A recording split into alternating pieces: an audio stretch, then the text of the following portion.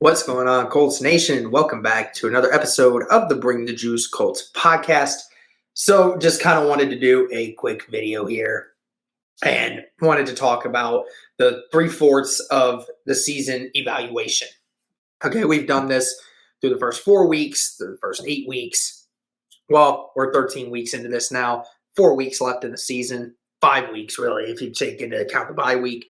So, we wanted to kind of talk a little bit for a second about, what this team has been able to accomplish, what they have been doing, all things considered.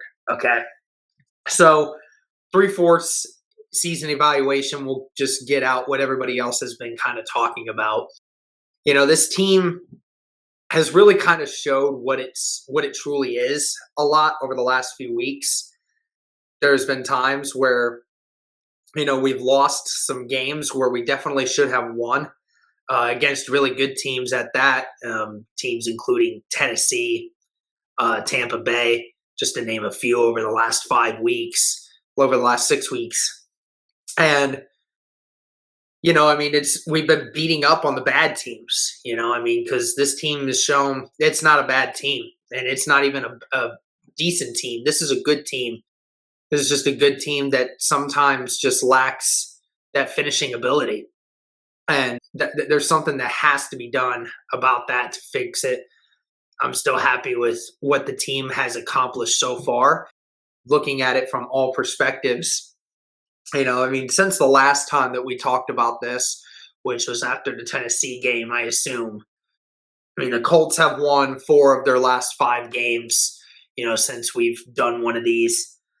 Won 4 of their last 5. The play calling has definitely gotten tremendously better.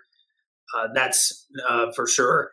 And consistency-wise, I still think it's been getting better. The only issue is obviously sometimes late in games we make turnovers and we sometimes have faults on defense. It's stuff that still needs to be fixed. But looking at it from all perspectives here, Carson Wentz and what he's been able to do, again, still being very efficient, protecting the football. No numbers that really stand out. His best game, I think, that we've seen, he obviously had 272 passing yards against New York. Didn't do much against Jacksonville or Buffalo, but really didn't need to in that game. Had 306 yards against Tampa Bay. Obviously lost that one. 158 against Houston, but really, again, like I said, didn't need to really do much in that game. Really just had to make a couple of throws. And keeping control of the ball, that was the main thing, right? We kind of wanted to see how he would do against teams like Buffalo with a good defense and Tampa Bay with a good defense. And, you wanted to see how he would react to those kinds of games, right?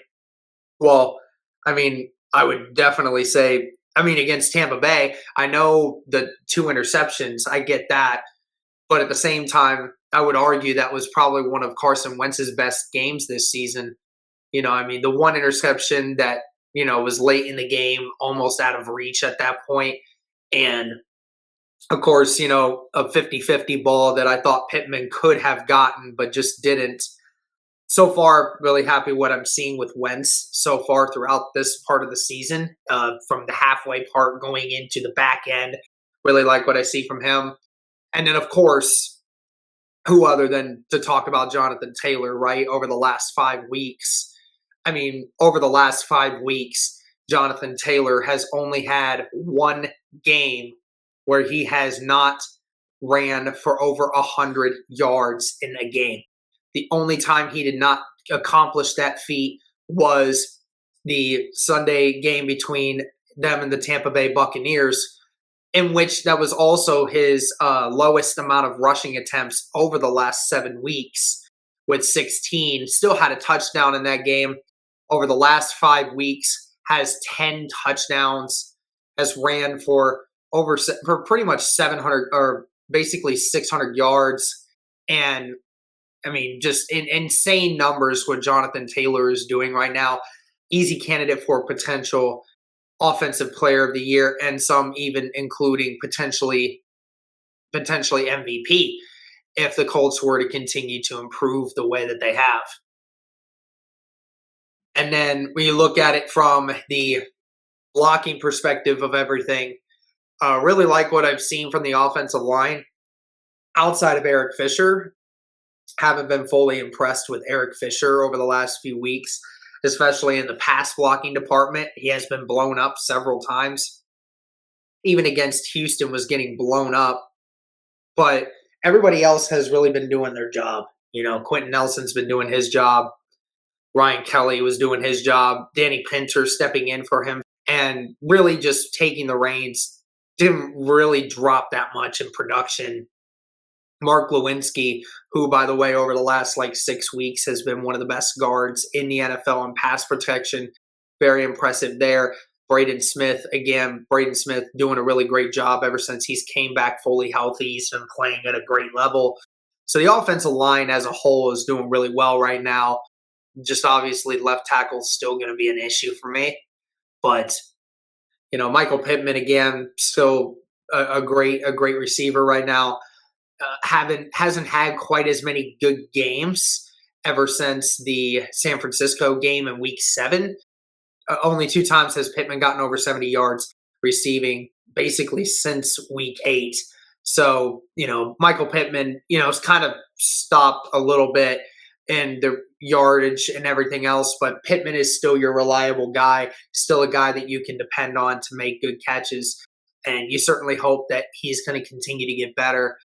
And Ashton Doolin's been coming into the scene. You hear Paris Campbell might be coming back at some point here very soon, could be back before the year is out. So that's a very impressive thing. And then you talk about the tight ends. I mean, Molly Cox really hasn't been doing a whole lot as of recently. It's been more of the run blocking for a bunch of the tight ends.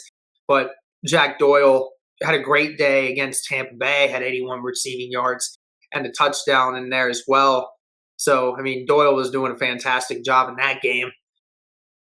So, overall, what the offense is doing outside of Jonathan Taylor, you like what you're seeing from them right now. They're still taking care of the football. And over the last 5 weeks has been averaging over 30 points per game, but has been pretty much been averaging 33 points a game. You got to think about it. Even against the teams like Buffalo and the teams against Tampa Bay that we all said, have really good defenses, they've still scored over 30 points each time, scored over 40 on Buffalo. So it really goes to show you what this team can really start doing if they want to put their minds to it. Defensive-wise, I've been getting more and more impressed with what the team has been doing. Defensive linemen have really been upping the pressure. Kwity Paye, amongst all people. Kwity Paye doing a fantastic job over the last few weeks, getting more consistent pressures. Guys like Al-Qadim Muhammad and Kamoko Toure stepping up at times. DeForest Buckner making a few plays. Taylor Stallworth, of all people, making plays. It's fantastic to see him doing what he's doing and being that provided depth. So, the defensive line has become not as bad as what it was last year. It's getting more productive. It's still not where we want it to be, but it is getting a little bit more productive, and it is getting a few more pressures every game that is causing a few more bad throws. Darius Leonard, what can I say? Still the maniac, still forces turnovers. You know what he does. Bobby Okereke doing a great job of getting these tackles. I think that Bobby Okereke is actually our leading tackler right now, doing a fantastic job this year of being that guy. But the one thing that's really surprised me over the last 4 weeks, and that's been the secondary. Kenny Moore, we can start with him, highest graded corner in all of the NFL right now. I think it was PFF had him at a 95.1 or something, pure lockdown skills. Kenny Moore has been fantastic over the last few weeks.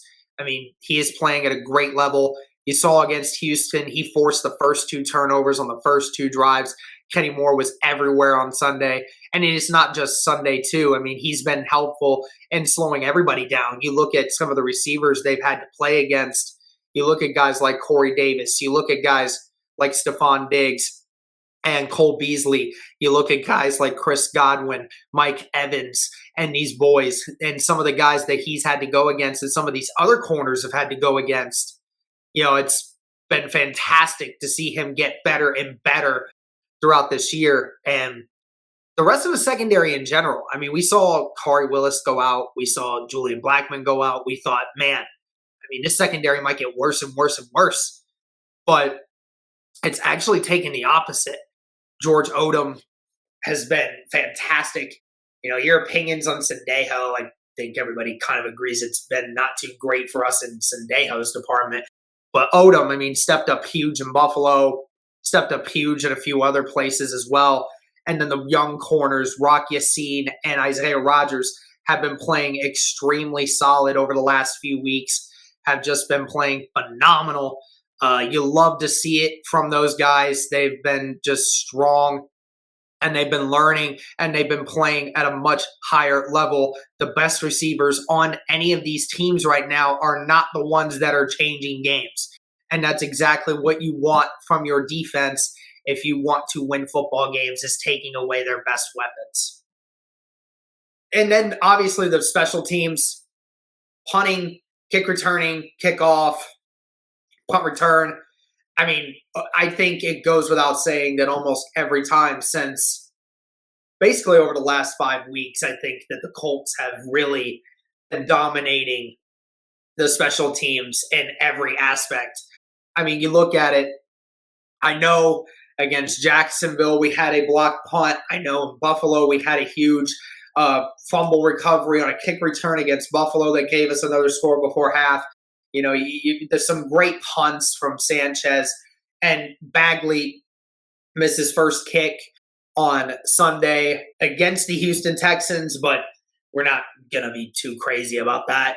Either way, he's still been kicking at a 98% percentage right now, and he's been fantastic, making most of his field goals and all of his extra points. Really no issues there. So special teams helping the Colts win a lot of these games too, and that's great to see as well. So I think that's going to do it for this one, guys.